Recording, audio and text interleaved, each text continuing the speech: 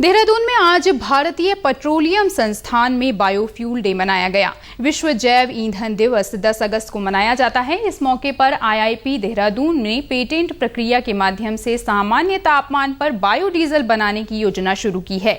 भारतीय पेट्रोलियम संस्थान की योजना खाना पकाने के बाद बचे तेल से जैव ईंधन बनाने की है। इस अभियान को गाँव में भी शुरू किया जाएगा। आईआईपी के निदेशक अंजन रे ने बताया कि खाना पकाने के तेल का फिर से उपयोग करने से कैंसर जैसी जानलेवा बीमारियां हो सकती हैं। जब से 10 अगस्त को वर्ल्ड बायोफ्यूल डे तय हुआ, तब से हमारी संस्थान काफ़ी महत्वपूर्ण योगदान करती आई है। इसमें जैसे हम लोगों ने जैव ईंधन से विमान उड़ाए हैं, बायोडीजल गांव-गांव में ले जाने की परिकल्पना कर रहे हैं। आप सबको हम प्रोत्साहित करेंगे कि आप कृपया सामान को कचरे में न फेंकें, जैव ईंधन की ओर उसका योगदान करें। Room temperature biodiesel unit.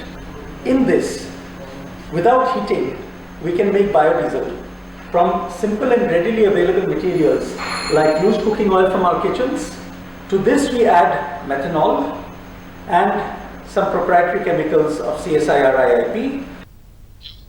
इस योजना में 2 तरह की यूनिट तैयार की गई हैं। एक की क्षमता 50 लीटर की है, इसे ट्रक जैसे बड़े वाहनों पर चढ़ाया जा सकता है। दूसरी यूनिट 5 लीटर की है, जिसे साइकिल जैसी छोटी वाहन पर भी चलाया जा सकता है। आईआईपी का लक्ष्य इस अभियान को देश के प्रत्येक गांव तक पहुंचाना है। किसान इसे आसानी से उपयोग में ला सकेंगे। We have also developed a small 5 liter unit which can be used in rural areas. As you can see, after 4 to 5 hours of reaction, 2 layers get separated.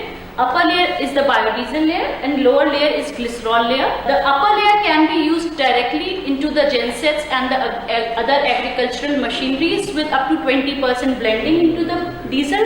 And this glycerol layer can be used in pharmaceutical industry and soap making industry. This is a hand-driven unit which can be mixed like this, but it can also be mounted on a bicycle. Bharat में हर साल लगभग 22 million ton खाना बनाने वाला तेल उपयोग में लाया जाता है। इसमें से केवल 1.2 मिलियन टन बायोफ्यूल में परिवर्तित होता है।